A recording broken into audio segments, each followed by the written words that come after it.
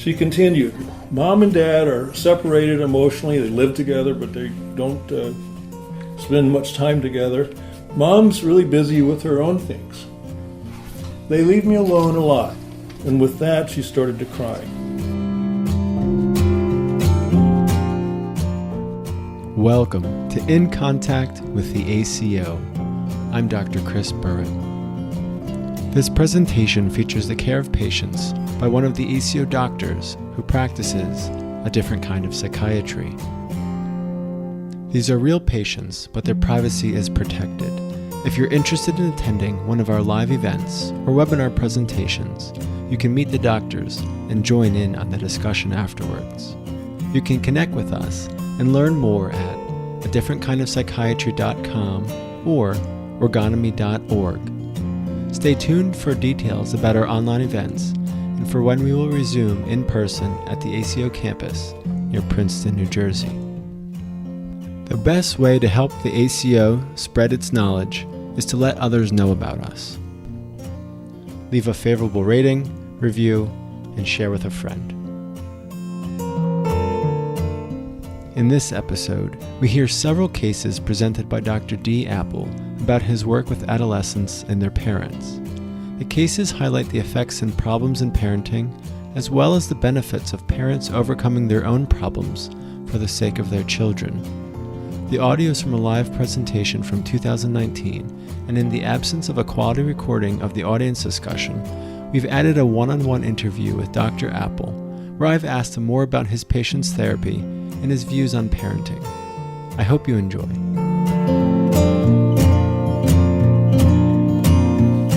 The basic starting point with what I have to say is that marijuana, especially high THC, high potency THC marijuana, disrupts and sometimes arrests development, such as cognitive development and emotional development, particularly with young people, adolescents who are in the fast lane of development, of those functions, brain development, neurological development. So this is a serious problem for young people. My point today is that how parents respond to their child's interest in drugs or getting involved in using drugs is just as significant as how they address any other emotional or medical problem that their child or adolescent might develop. Because there's great confusion about the effects of marijuana, especially high THC marijuana, and widespread use of marijuana now in our society, the role of the parent is more important than ever. Parents really matter. So I'm going to present 4 cases that illustrate sort of a continuum of how parents approach these kinds of difficulties. Martha's mother, a professor, referred her because of Martha's anguish and depression over her boyfriend who had cheated on her. Martha was unable to finish any schoolwork. With only a month before high school graduation, Martha's mother was concerned this might jeopardize her standing at college. This is what she was worried about. In our initial interview, her mother was cool and sort of detached and intellectual. Her father seemed hardly in the room. I really had a hard time getting eye contact with him. He was just sort of all over. The parents didn't look at each other either. The subject of marijuana was never mentioned until I brought it up. Martha struck me as anxious, but working really hard to be cool and act like she was in control and that everything was just fine. Everything was peachy. She was really a beautiful adolescent, dressed in provocative fashion. This really stood out when I met her. She had tight cut-off jeans, inappropriately short, that she kept plugging down, and a skimpy t-shirt, a size too small, that she kept pulling up. I wondered to myself, where are her parents? I mean, how do you let your kid go out of the house dressed like that? Martha said, my dad lets me do what I want. He really trusts me. He's really cool. And then this was the one that really woke me up. He smokes pot while cooking pancakes for me and my little sisters.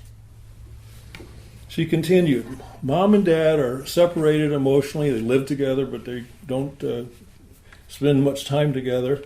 Mom's really busy with her own things. They leave me alone a lot. And with that, she started to cry. Martha couldn't stand to be alone. She hated being alone. It was terribly painful, and it made her very anxious. So Martha smoked pot a lot to quell her anxiety. She also said, I tried to win my boyfriend back by getting stoned with his best friend and drunk, but he sort of took advantage of me sexually. I said to Martha, I'm really concerned about you. I'm really worried about your use of marijuana and alcohol and the dangerous situations you get yourself into. And this one with this boy wasn't the first.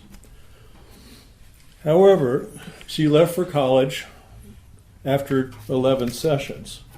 Her parents thought really what she needs is a change of scenery. So I had recommended that she really needs more than a change of scenery. She needs ongoing therapy and encouraged them to find a therapist at the college, but they didn't do that. Later I learned that Martha had to leave college after I think about a semester, after continuing copious use of weed and progressing to hallucinogens, cocaine, and opioids. Not that everyone does, but some do. Despite providing for her every material need, her parents had clearly neglected her emotional needs. In this and similar cases, the parents tend to take a sort of a distant role, a permissive attitude about marijuana and other things, abdicating their parental role and responsibilities, which renders them ineffective in helping in the interactions with a young person who's in serious trouble or headed towards serious trouble. In a second case, Bobby was a private school student referred after his parents noticed references to pot in his text messages. They said he'd become argumentative, less organized, and was no longer doing as well in school. His mother said she valued her close relationship with Bobby over almost anything. His father was a high-functioning but angry man who seemed to vary between being critical of Bobby or withdrawing emotionally and not contributing to the structure and discipline in the house. And Bobby was not in any way interested in stopping smoking pot. He said, I like smoking pot. I like it's fun. And it also helps me forget all my stressors. And everyone else is drinking or smoking, and I don't want to be the only one who's not using. A whole different mindset. He was quick-witted, smart, and had multiple rationalizations for his use, such as, well, I have a friend whose father smokes pot, and he's really cool. He's successful. He drives a Porsche. Bobby's attitude about pot was also slippery. He told me, I talk a lot with Mom about being honest. Some kids figure out when it's confidential, they can say these things. It's like, it surprises you. I talk with Mom a lot about being honest. I told her, I'm not going to drink alcohol, Mom. I know it's bad for you, and we have alcoholism in the family, too. His mom reported, I was thrilled. I told Bobby that trusting him was the most important thing in the world to me. I recommended drug testing Bobby, but Mom said, well, whenever I consider testing him, he confesses, well, I think I might have smoked maybe once in the last month or so. I'll probably test positive. In the spirit of honesty. I knew from Bobby that he sometimes smoked daily. And often his confessions were enough for Mom to drop the idea of testing him at all. She clearly did not want to catch him and be in that kind of chasing relationship with him. His mother hoped that trusting him would be enough. The plot thickens. After several sessions, Bobby told me, I found my mom's stash, and I smoked some of it. He was delighted to tell me this. Later, after I talked to his mom, she admitted with embarrassment, since I occasionally smoke pot over the years and I'm fine, I figured I would be fine too. Everybody's doing it. But to her credit, Mother saw the hypocrisy and the poor example she was setting for Bobby, and from that point on she stopped. And over the next month or so, as her perception seemed to clear up and we were talking a little more, she realized that she was in fact not fine. She was very lonely and estranged from her often absent husband. Nonetheless, later Bobby was caught smoking pot at a friend's house. I asked his mom, well, have you been testing him? I sort of haven't been. Have you told his father about this? No, not yet. I confronted her with how her marriage and endangering Bobby. I told her, you have to put your foot down on this or it's not going to get better and it's likely to get worse. After she informed her husband, Bobby's parents came together and imposed recommended restrictions in testing. And over the next few months, Bobby's emotional and academic functioning sort of rebounded and improved. And later that year, he graduated from high school. Unfortunately, just before leaving for college, this is an example of poor timing, Bobby learned that his parents were divorcing. He was really upset about this when he left home. When I saw him again at Thanksgiving, it was clear he was smoking pot again. And he wasn't interested in talking about that or seeing a therapist at college. And his parents were divided and upset themselves and just couldn't enforce anything. Near the end of that academic year, I learned from his mother that he was stopped by campus police after he drifted through a stoplight, charged with having marijuana in his car, suspended from the university, and dropped by his girlfriend. So he had a bad May. Then, according to his mother, he stopped smoking marijuana, and it took that much for him to begin to see how much it was affecting him and hurting him. Bobby's parents' responses to his crisis were all too typical. They were partially cooperative with recommendations that I offered them, but compromised by their own problems and difficulties and unable to consistently implement recommendations and limit setting with Bobby. They presented a parenting style that was confusing to him, with elements of a caring, authoritative, direct, clear style, undermined by some permissive and indulgent attitudes, and occasionally harsh, authoritarian ones too. They weren't together. Bobby's continued use of marijuana during parts of his treatment prevented consistent attention to his underlying problems and emotions. More effective treatment was not possible until his abuse, at great cost to him, created circumstances that required him to stop. So a third case, moving a little more towards more hopeful cases, Jenny was admitted to an honors art program at a fine university. This one doesn't start off too hopeful, but it gets better. By her second semester, her grades were slipping. She hid from her parents that she was smoking cannabis more regularly than going to class. When her parents caught on, they required her to return home and commute to college for the rest of the year. They started her in therapy with a female therapist. Jenny took one summer class and did well enough, satisfying her parents, and then was allowed to return to live at school for her sophomore year. She soon returned to smoking pot again, however, and also got into trouble at school drinking. Her grades again declining, her parents again required her to return home and commute to school. After much discussion over the summer, Jenny's parents allowed her to go back for her junior year. This is one of those things you hear it and you kind of go, what? And they allowed her to rent a house on College Avenue at Rutgers, which is where all the partying goes on. Again, by October, she was smoking pot again and had all but discontinued a couple of her classes. And I was contacted in mid-October. So there's a clear pattern there, no doubt about it. And I think it was even clear to Jenny that she couldn't manage smoking pot. After meeting with her parents and then with Jenny, I told all three of them that I really had reservations about treating her on an outpatient basis. I recommended referring her to an inpatient rehab program as the better option. But Jenny's parents were worried that she would lose her place in the honors program. She hadn't failed a course in the honors program, so she was still in it, and also lose her financial scholarship if she left the school altogether. So she could continue her scholastic program and financial assistance. I basically agreed to do an experiment and take her in treatment, but only under very defined conditions. First, she had to just stop smoking pot. Now, not later, not after we talk about it. She's got to stop.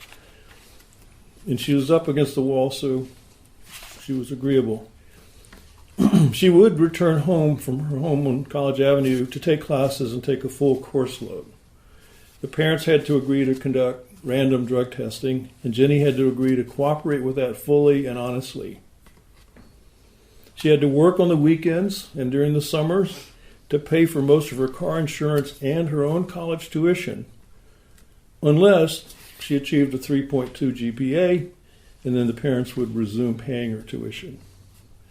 She'd have to meet with me in therapy at least twice a week, and I asked her to create and share with me a Google document in which she would write on a daily basis her perceptions of things in therapy, about me, about marijuana, whatever, and share it with me. And I would read that journal and respond by both writing back to her and discussing themes and issues in her therapy sessions. And I made it clear if all these conditions were not met on an ongoing basis, I would stop treatment and the parents would insist on her entering a rehab program. They all agreed to that. So, happily, Jenny has not used marijuana in over a year. She's taken a full course load and working as a waitress. During late spring and summer, this past spring and summer, she was functioning the best I've ever seen her functioning.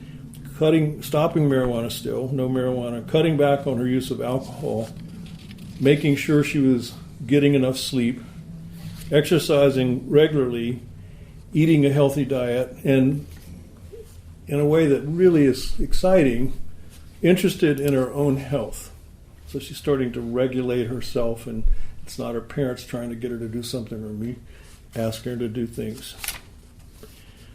She achieved a 3.2 GPA in her last semester, so her parents are paying her tuition, and she's now in her final year at college. So there's a lot of work left for her. There are other issues, but so far, so good. In a similar case, Alvaro, a 16-year-old public school student, was described by his parents as smart, empathic, and musically talented. But more recently, his parents had observed that he was less social, at home and otherwise, losing interest in things he used to enjoy, and moody. After several confrontations by his parents, Alvaro admitted he'd been smoking pot.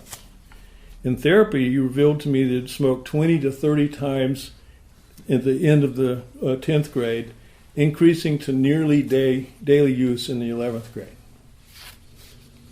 Alvaro's parents were divorced and mom remarried, but in a way that really foretold how effective they were going to be. All three parents were present for our first meeting together, capable of setting aside differences they had about other issues and presenting a united front out of concern for Alvaro.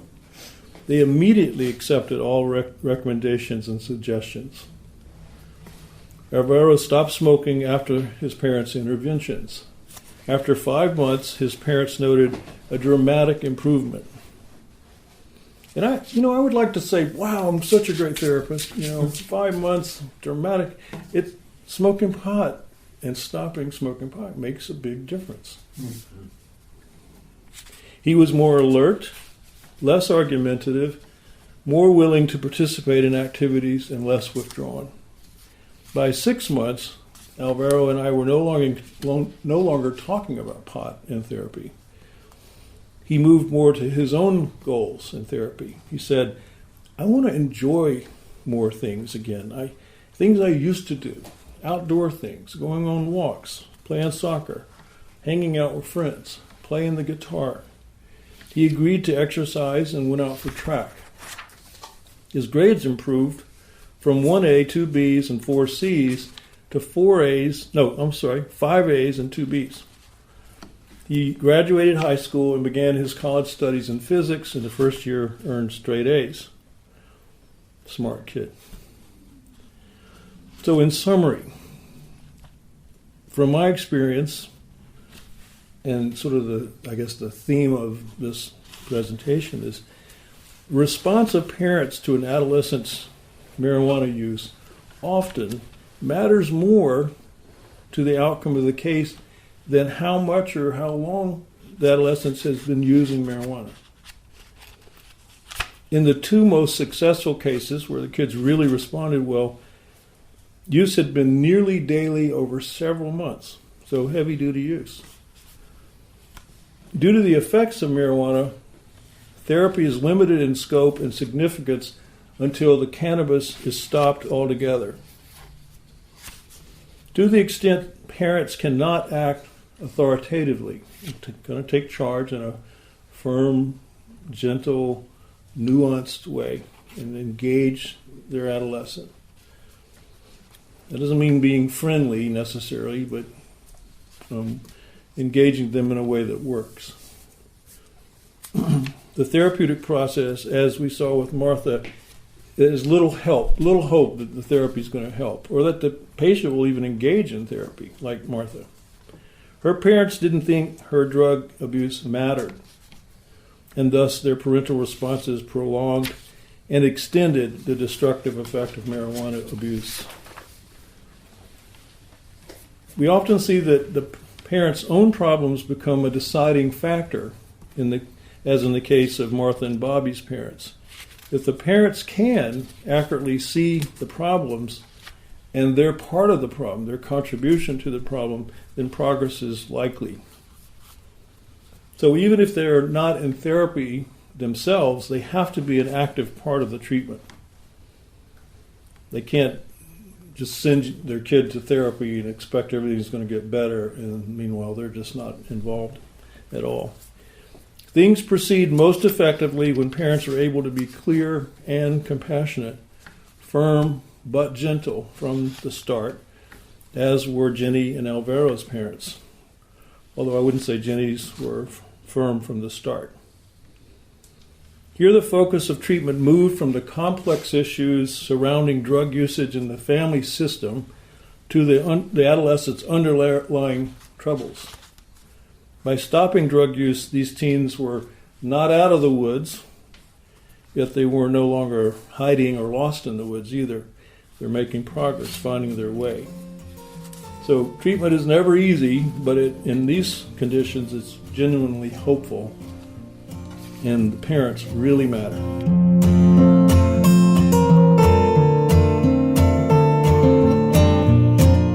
So, Dr. Apple, I appreciate your time and thank you for allowing me to interview you. The big question I wanted to ask you was, can you help the listeners understand your perspective on working with children and adolescents, and maybe how that perspective is colored by your training with the ACO, and how might your approach be a little bit different than maybe another psychologist or psychiatrist? Okay. That's a really good question because it's very specific, but it also opens up a very broad potential answer. I think that since I've been in therapy and in training, which goes back further than I might want to admit on tape, since 1975, I think that everything I do, at least when I'm in contact myself, is informed by my experiences in therapy and my training at the college. So whether it would look like an ergonomic intervention to someone who doesn't know much about it, or even to someone who does. From the outside, I think my training is so much in my bones that it affects everything I do in terms of how I see things, what I'm paying attention to, how I frame my understanding of what's happening in the room, and how I proceed with the patient or with the family. Um, I have this old saying I picked up somewhere along the line about when you see a patient, it's important to enter the room without will or desire. So I'm not thinking about ergonomy, at least not most of the time, while I'm in the room with somebody. But when I go back and look at, well, how this unfolded and how did I get here and what might I do, I realize that's my way of looking at life, and that's my way of looking at people, and that's my way of understanding how to help people in therapy. So that's a very general answer. I mean, I could start with some specific things like for instance, I went all the way through graduate school and internship after that, and I don't think anybody ever mentioned uh, health or a concept of health. Um, Orgonomy has a concept of health based on the pulsation of energy within people and within societies, and an understanding of what happens to the natural healthy pulsation of individuals in terms of armoring, and how that manifests in all kinds of different problems that people have, both biologically, psychically, and socially. So there are, I guess, natural consequences of thinking that way and seeing things and appreciating things on that level that present themselves as ways to intervene with people that other people who may be well trained in other ways have no idea about, unless they have some basic just contact with these things themselves, but without the sense of how all these things are interconnected, I guess. I see. So, just to break it down a little bit, if I'm hearing you, when you mention feeling it in your bones when you're working with a patient and having the concepts of ergonomy in the back of your mind, and when you're then processing it, you mean the patient's character or their emotional expression or what blocks it? Is that what you mean? Yes. I think it starts with contact, as we talk about contact being the integration of excitation, adequate excitation, level of excitation, and adequate clarity of perception, contact with myself, first and foremost.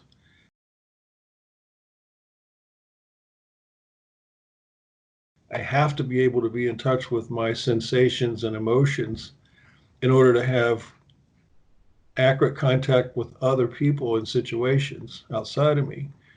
No matter how wonderful, complicated theoretical system I might have about therapy or couples therapy or whatever, if I'm not in contact with myself, it's all up in my head and disconnected from what's actually happening in the room to some degree. And when you say that, do you mean, for instance, how you're feeling that day and how that can color your perceptions of your patients, or any other feelings that come up that's brought up by what a patient may say or do? Is that what you mean, or something else? Well, I think that's important, but I think that's a sort of I guess a less important aspect of contact, because those things come and go, change with the day and the weather, et cetera. And of course, it is important to be aware of your own feelings of the day. But there's something I think about part of training in therapy, perhaps, is being able to walk in, like I said, without will or desire, and put your own issues, what happened between you and your wife, that morning, or sort of in a healthy way dissociated, and you're not tuning into that anymore. You're really more in contact with where you are with that patient. Uh-huh. So I think more importantly is how much therapy, along with good training, allows you to be aware of your own issues, and feelings and reactions to people, to be more conscious of those things when you're working with people. So, for instance, in psychoanalytic therapy, they call it countertransference. If I'm having feelings with this patient in reaction to them, so maybe I'm getting irritated by a father, if I'm aware through therapy, for instance, that, wow, this guy reminds me of my dad. That used to irritate the crap out of me when I was a kid. That's why I'm relating to him in this way right now. That's incredibly helpful in terms of being more effective as a therapist. And I think the same process happens in therapy in terms of helping individuals who are parents be more effective as parents, because they're not reacting to their children just as extensions of themselves, or as little beings that are supposed to be narcissistically gratifying or whatever. Mm-hmm. React more contactfully to your kids. I see. So before we move on to parenting, I want to highlight, it sounds like one of the specific ways that you may differentiate yourself from another clinician is having your own therapy. And I think that's with all the doctors in the ACO, that's something that started years ago when psychoanalysis was popular, but that is something that still differentiates the ACO from other professionals. Yes, I mean, it is hard work, but anything really worthwhile in a deep way is worth working hard for. And I just can't even imagine how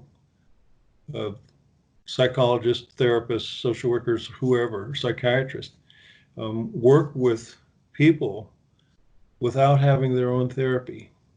And to me, it seems, I don't know if it's, I think it's for all of us to some degree, it's not only having had your therapy, but continuing to have your therapy, which makes it so much easier to be in contact, to be clear, to walk into the room without your own issues unconsciously affecting you and your perception of the patient. So it's every bit, if not more important than even the training you get. The training is so important, and not to just reduce it to techniques, because there's so much more than that.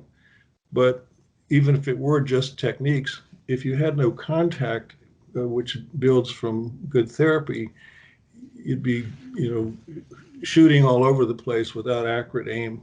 Yeah.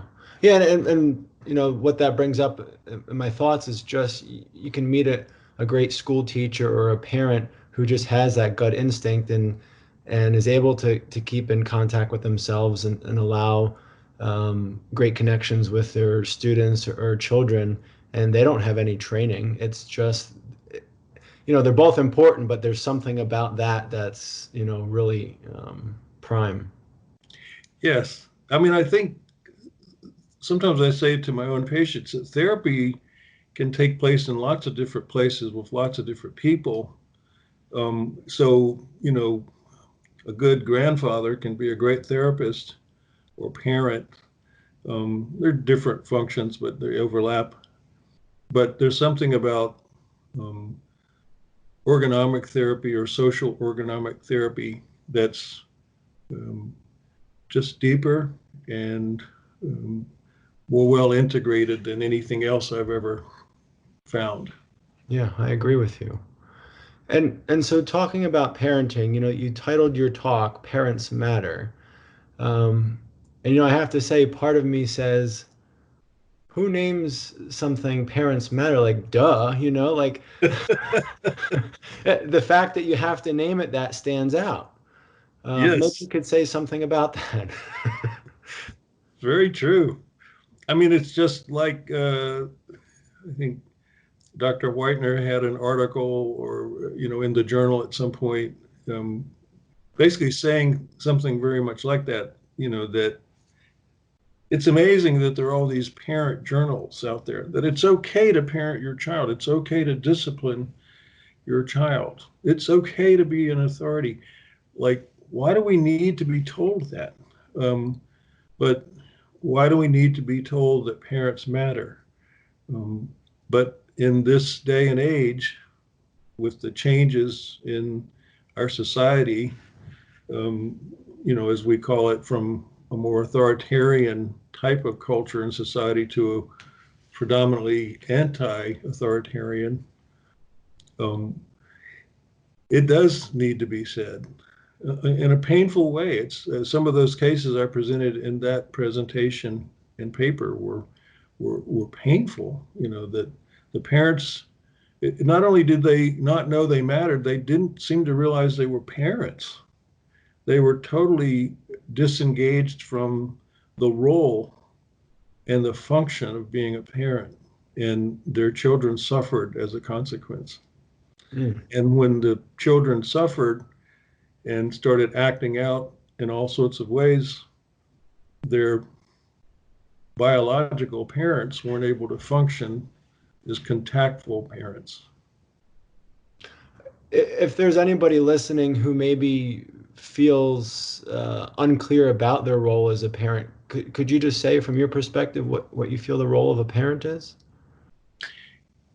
Yes, and I mean, in the most general sense, the role of a parent is to help a child grow and develop into a healthy, self-regulating individual capable of healthy love relationships, work relationships, and the ability to learn about the world.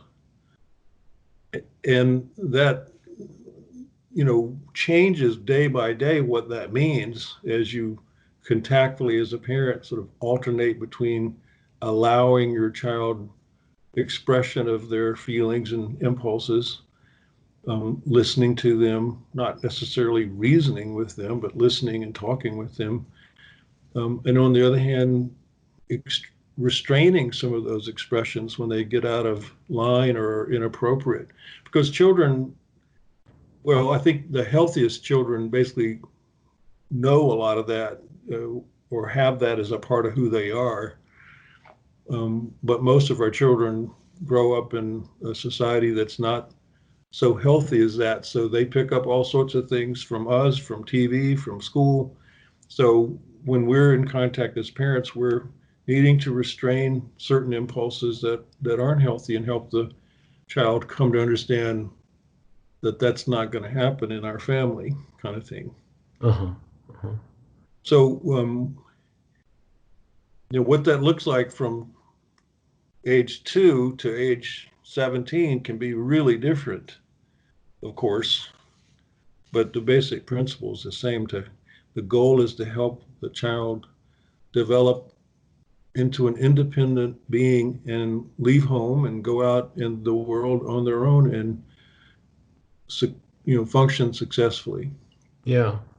I think it's really good to have that kind of open definition, because I think the small details parents can get hyper focused on, whether it's a school thing or a certain skill, and they lose sight of everything else and just their broad role in helping the child grow and flourish.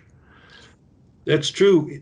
And on the other hand, though, I find it's sometimes, while sometimes it is helpful to ask that question, is what I want to do here, is my reaction to what this child is doing really helping them develop into a healthy, independent person? Sometimes the answer is not so clear. It's not, and it's not so easy to know what to do. Mm-hmm. But usually, um, that's where therapy comes in. Usually, those kinds of difficult questions come back to problems with contact that might be within me or the parent that can get resolved if people work on it in therapy. Um, but sometimes in this society, even if I am in contact and I know pretty clearly what needs to be done, it's not always easy because you're competing with a whole culture that might be taking your child in a different direction. Yeah. A common example these days is, well, how much time should my kid be playing video game? And you often get answers from children. Well, my friends are doing it all day.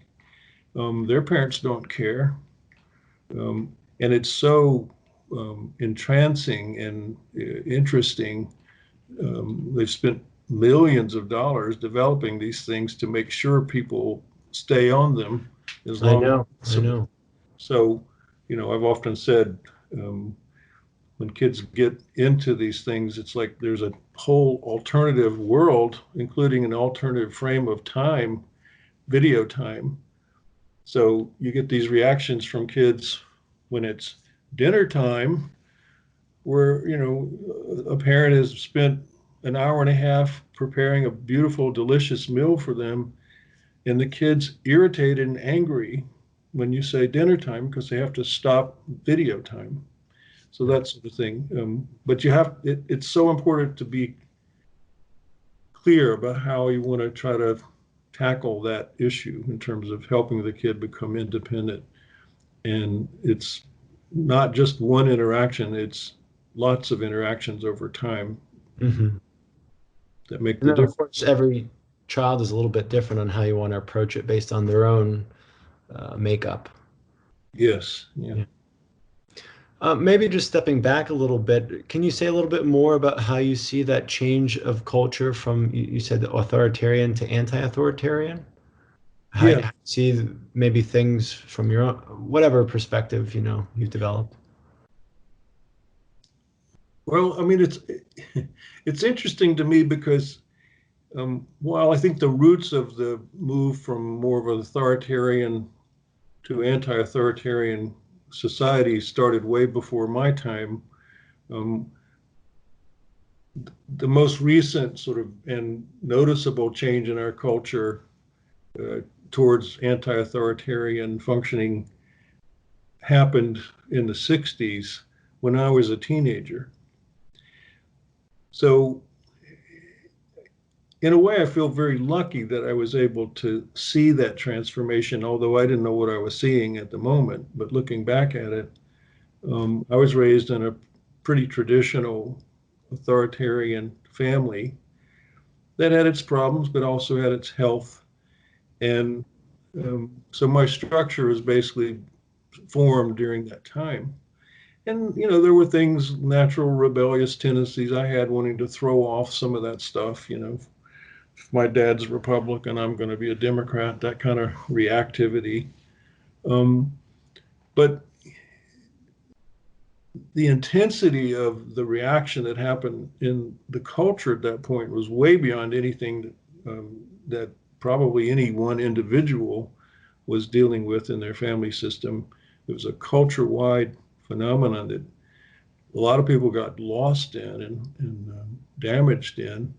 The start of drug use, for instance. When I tell teenagers this, and sometimes they don't believe me, that when I was in high school, no one drank except for a few what we call hoods.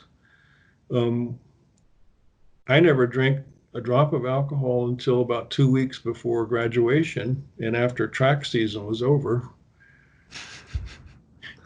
And as I've said, I drove 25 miles with a friend of mine to buy a six pack of beer, not because I was worried about my parents finding out. I was worried about my friends finding out. Wow. And nobody smoked pot, nobody, when I Wow. graduated. But within just 2 or 3 years, when my brother, who was 3 years younger, graduated from high school, drugs were everywhere in high school. So just in 3 years, there was a radical change in just that one way, which was a great example of an underlying bigger change from authoritarian to anti-authoritarian ways of functioning. And um, sometimes I have said that or told that to teenagers, and one guy I remember sadly said, "Well, what did you guys do for fun?" Mm. And it's so sad, you know. But now we have two or three generations of kids that have grown up and never known what it was like for it not to be that way. So that's a huge change, a huge example of a change in our culture. Yeah, I actually am very, very fortunate because I grew up in the 80s, and actually my experience isn't that unlike yours, where I just was under the impression, and I don't know where it came, I don't remember it being this explicit thing from my parents or from school. I know we had DARE, but it was just drugs were for bad kids. That the bad kids did drugs, and there wasn't a lot of them. There was like three in like the entire school that I remember, and maybe I was naive and just not a part of that. But that's was my experience. And yeah, the first time I drank alcohol was the first day I was in college. But it wasn't even a thing on my radar. It just there was other things to do, and that's what bad kids did. And I am so fortunate I didn't even realize it at the time. Well, your parents apparently did a very good job walking that fine line between protecting you and allowing you to figure things out, without being so harsh that you reacted against them and said, I'm going to do what I want, Right. whether set my hair on fire if I want to, you know. Yeah. I can't say I didn't do any of that, but at least with drugs and some of the more extreme things, I did not. Yeah, yeah. Well, it's a rare person that went through that period that wasn't affected by all that because we're, we're social animals and we want contact with our peers, and our peers, in healthy development, moving away from parental influence to being more centered in the peer group is a healthy part of leaving home. Hmm. But if the peer group is now off on some unhealthy tangents, it's hard to it's hard for a person to stand separate from that, Yeah. How to navigate that. especially if they haven't really figured out who they are yet. Hmm. Yeah. So I think there was a bit of shock to some of them, um, to some of the cases where the parents were so out of it and so indulgent. I mean, I think theoretically people know about that, but to actually hear um, cases where that's the primary description of what I'm talking about, and especially when they're professional people, prominent people, or well-to-do people, I think we still have, attitudes that, oh, these things don't happen except for in certain parts of society, but that is Yeah. not true. No, and it's, those cases that you presented from my own experience are not too uncommon. And parents can be engineers and lawyers and doctors and business people that are prominent. And it's nothing about socioeconomic class these days or education level. It's everywhere. It's a really good point because it's sort of confusing in a way unless you understand some of the functions of parenting and the difficulties, personal difficulties that people have with the functions of parenting, which have to do most often with problems with contact resulting of how they were parented. That some of these people can be authoritative, or at least authoritative in other areas of their life, like their work life. Um, and I remember it's a little off the subject, but I remember when I first started working with adolescents at private schools, a father coming in to talk to me about his daughter. He wanted to talk to me, of course, before I saw her. And he was a CEO of a great big company. And I hadn't worked with many people that were CEOs. So I was really being in contact and a little anxious myself. I was struck by how he entered the room and how he started things. He came in, and instead of sort of deferring to me as the doctor or the therapist, A professional. You're a professional person, and sitting down, he walked over to my where I had my degrees framed and hanging on the wall and started inspecting them, turning his back on me, and then ask in a irritating, contemptuous way is how I felt to it. So how long have you been working with adolescents? And I said, your daughter will be my first. And he said, what? And I said, please sit down. But yeah, that, yeah. Right. His question was clearly, do you know what you're doing? And can you? Yes, and a lot of anxiety. But my point, I guess I got off the track a bit, but this guy was a successful entrepreneur and CEO of a big company, but really had a lot of trouble with his daughter in terms of how to deal with her and be in contact with her needs, which is a big part of her problem. Yeah. Wow. So I've noticed this, and I've heard other people say it. I'm curious about if you see the child as a symptom of a family problem, and if so, how do you address it? If the child is the presenting symptom of the family, basically. I have to confess that I know that way of looking at things, and there's certainly truth to it. And so I kind of think of it as almost like a pair of glasses that I put on and look at things through. How is this child an expression of what's going on in this family? How is this child's problems, somehow a result of ineffective parenting or contact in the family? So I know that's true, and I keep taking those glasses on and off, because when I'm with the child alone, I'm focusing more on what's going on within that child and his or her ability to interact with me. What's happening? Are they impulsive? Are they aware? Are they in contact to some degree or not? And so I'm using different things I've figured out in the therapy for that child to help their contact improve. But it always, with a child, becomes important at some point to realize how are these changes I'm seeing in my office going to be received at home, or interacted with, or supported, or interfered with, because assuming it's true, and we do assume this, that the child's problems to some degree, and usually to a great degree, result from issues the parents are having, problems the parents are having with contactfully discharging their function as parents. Sorry. Well, I guess the question is, what's the role in working with the parents and working with the child or adolescent?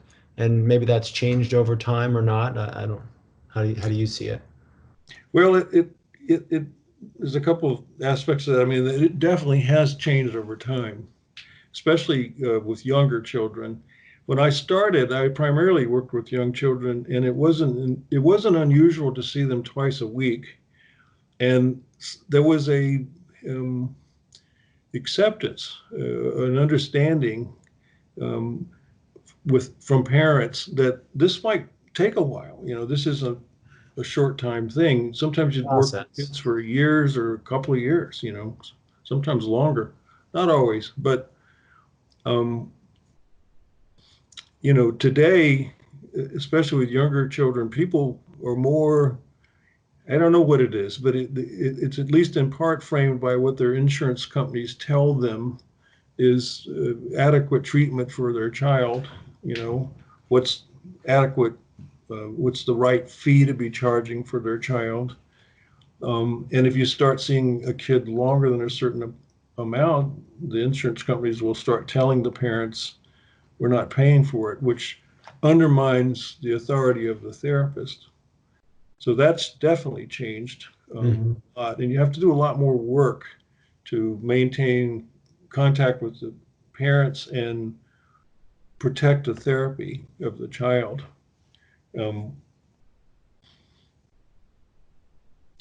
um, but I always feel like if it's a collaboration at the least, a collaboration between me and the parents. And I will often say to parents, it's very important that first I meet you before I ever meet your son or daughter, Mm-hmm. because I need to get to know you and you need to get to know me. You need to be comfortable enough with me to allow me to see your child, and I want to encourage you to let me know if there's something that you're not comfortable with. But all along the way, we need to stay in touch and communicate, because parents see their kids 24/7, 7 days a week. I might have them for 45 minutes a Right. week. And if I'm not able to help parents sort of receive what I'm trying to do, help them understand and see their child in a different way, and also see how their own issues are getting in the way of doing what they need to do, then therapy is going to be less than optimal and not as effective. Ideally, parents are in therapy with somebody themselves or have been. So at the very least, they know it takes time. They know it's hard work. They know there's no magic. Mm. Um, but these days, there are a lot of people. I see the children, the parents have never been in therapy, are not interested in being in therapy. So I basically have to make a contract with them that here's how we're going to do it. You know, and typically for me, that's every 4 or 5 sessions. I have a session with the parents in person. Um, and I encourage them to email me observations about their children so I can see how they're seeing the kid and how they interacted with the kid, and problems they had with their daughter or son and how they dealt with that. I want to hear something about that before every session. Mm-hmm. And I also encourage them to call me if they have trouble between sessions. Um, so I try to build up a way of having as much contact as I can with the parent. Um, it also allows me, when they email me or text me, or you actually ask people to start a Google Doc, which is a little more confidential. Um, and then I can respond to their observations and questions between sessions, Mm. which makes for a better connection between me and them. It sounds like there's a lot of education in the process of treating a child or adolescent for the parents, just to constantly make sure they're aware of what's going on and what needs to be done. And maybe that's something that's changed, where before it was, you're the professional, this is how you do things. Okay, we get it. And now is, all right, this is why we're doing this, and this is why it's going to take longer, and so forth. Is that accurate? I think that's true. And that's talking about living in an area of the country where therapy's always been a little more acceptable for Mm-hmm. people, but even that's changed a bit. But in terms of education, you mentioned education. I think that's really more important, but not just education in general, but ergonomic education, education based on ergonomic principles and understanding. And sometimes I'm amazed. I don't know why. I guess that's some naivete on my part, but I'll just say something to a parent about their functioning with a child, or um, their functioning in my office, using an ergonomic um, phenomenon or function like expansion or contraction. Mm-hmm. Like if I just point out, that feeling where you just feel, tight and tense and you can't think clearly and you're irritable and you feel contracted. And people who are in decent contact will know exactly what I'm talking about. They may not have used that word, and they know what it feels like when they're expansive. And they can see the difference between how those states affect their ability to think clearly or parent effectively. Mm-hmm. So, just as one example, there are a lot of, without getting too intellectual about it, there are a lot of ergonomic um, principles that you can tie into education that I think are really effective. Uh-huh. And what I've seen is even just maybe a little bit more superficial, just helping parents understand emotions and one's emotional life. And for instance, it's not uncommon for me to meet with parents who get upset with a child who has a strong emotional response, and that can be rage, that could be sadness, as if there's something to do, something to do about it. And that's where I find myself educating parents the most. And it's a challenge, but it has to be done. So true. And with little kids, sometimes the most effective thing I've ever found to do is if the child's, acting up in my office, to just sort of slide down on the floor in the presence of the parents and play with the kid while they're doing that and say, go ahead and hit me with the foam bats. It's okay. And the parents will, are you sure that's okay? Yeah, it's wonderful, and sometimes parents end up down on the floor too, and it just opens up a whole new thing for them. That's great. But parents are just buffeted with all these, you know, articles in every magazine and newspaper on the internet about what they should do and what kids should do, and this sort of sense that everybody's watching their kids and trying to mold them into something instead of just letting them evolve and grow spontaneously and with proper restraints when necessary. Yeah, It, so it's fostering their nature and allowing that to develop and not putting something on them. That's what it sounds like you're saying. yes, yes, I was thinking with working with parents, I just want to make it absolutely clear we're not criticizing parents. We're not because it could right.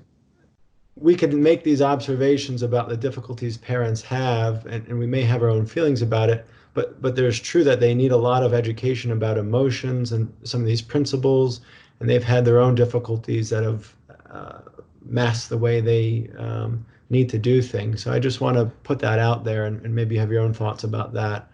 Um, I think that's really important. I mean, I think I'm not sure who said it. Maybe it was Dr. Chris said that ergonomic moralism is the most destructive kind of moralism because it runs so deep. Um, and I think, yeah, we know a lot, but that doesn't change the fact that um, parents and our patients are people who have difficulties and are struggling and looking for help with those difficulties. And I think the best training I ever had in that regard is having my own children. I mean, there's nothing like having your own children to show you you see me smiling, yeah. where your problems are lying, and things that are getting in your way. Yeah. And it just makes you more empathic and understanding of other people who have similar difficulties. I agree 100% with you, because I did fellowship in child psychiatry after I did my adult training. And so I was a child psychiatrist for a period of time before having my own children. And it's almost entirely theoretical. And you can have ideas and feelings about things, but until you have your own children, you really don't get it, I think, to a degree. And that has helped me tremendously. The difficulties, the joys, all of it. It's like a whole different type of therapy. Yes. Yes. So I really appreciate your time. Is there anything you want to end with, or any other observations or thoughts that you'd like to share? Well, just one, I guess, that, I was thinking back and looking over that presentation about Parents Matter. Um, Maybe the title should have had an exclamation point after Parents Matter. Parents Matter. But you know, the case where the parents were so out of touch.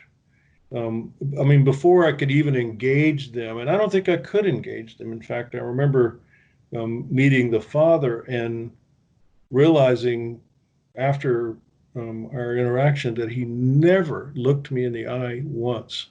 not even for a second. He might look across my eyes as he was moving his eyes around, but he never looked into my eyes. I never made contact with him. And the mother and father were separated emotionally, not on the same page, sort of living their lives independently. They weren't engaged as parents, as co-parents at all. And how in that case, this girl who was from a well-to-do family, a beautiful girl, had everything any kid could ever need materially, just was so lost and alone and pseudo-mature. Mm. And she was in tremendous trouble with drugs and problems with herself. And the parents had no idea. The thing that motivated them to bring her to therapy was that she had stopped doing her work academically, and they were worried about that messing up her college acceptance. That was all that really mattered. And when she just left therapy and went to college, I didn't have time to really do much to help her. But my recommendation to the parents that she will need therapy in college was just turned down flat. She just needs a change of scenery, is what they thought. Mm. And I later found out she dropped out. The other family, though, on the other sort of end of the continuum, was a divorced family where the mother had remarried and the father had not remarried but had a girlfriend, and their son had gotten into drugs. And they were, the biological father and his girlfriend were both more down-to-earth, sort of what we used to call working class people, salt of the earth people. The mother and her new husband were both really decent people, professionals, but very decent. And the four of them just came together. They didn't get along. They didn't necessarily like each other. They didn't ever socialize, of course. But when I asked them to, they just immediately came together and put all other things aside in order to form a really effective parenting coalition, so to speak. And they just laid it out in terms of what's going to happen, what's not going to happen with this boy, what they're going to tolerate and what they won't tolerate. And it was clear that he had gotten lost during the divorce period. They had really lost contact with him in some ways and gotten into drugs as a part of that. And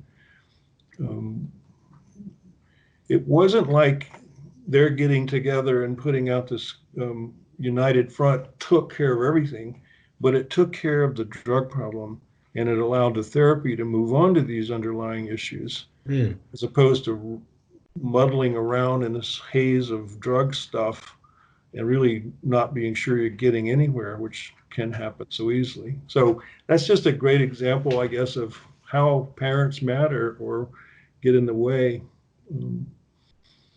I mean, if you look at the first parents, that was just child neglect. The only difference was their daughter was 18, and so, but if that kid had been 12, they could have been reported, So anyway, that's a final thought, I guess. Well, thank you. I'm thinking when you said about those four adults coming together to support the child, I think someone had mentioned, a chorus, people with all their various problems and all their intricacies, and they can kind of put those things aside and come together and make beautiful music. And it almost sounds that way with these adults coming together to support the child. That's really nice. Yeah, it was moving, and to see, people, their love for this kid was more important and more powerful than any other competing emotions, Yeah, that's a good spot to end. I like that. Well, thank you very much for your time.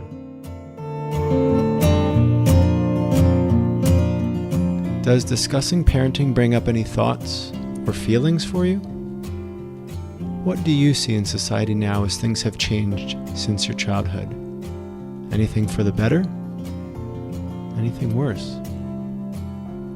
We are interested in your questions and comments. You can connect with us and learn more at orgonomy.org or adifferentkindofpsychiatry.com. The best way to help the ACO spread its knowledge is to let others know about us. Leave a favorable rating, review, and share with a friend. Find more episodes at Apple Podcasts or wherever you get podcasts. Be sure to check out our next episode, which will come in July and mark our first anniversary of podcasting. I'm Dr. Chris Burritt. Thank you for listening to In Contact with the ACO. Since 1968, the psychiatrists affiliated with the American College of Orgonomy have been helping patients discover greater satisfaction, health, and overall well-being in their lives, whether patients suffer with mental illness, struggle with addiction, or feel unsatisfied with their work lives or relationships. Medical orgone therapy, as practiced by the physicians at the ACO, offers a way forward, often without the use of medication.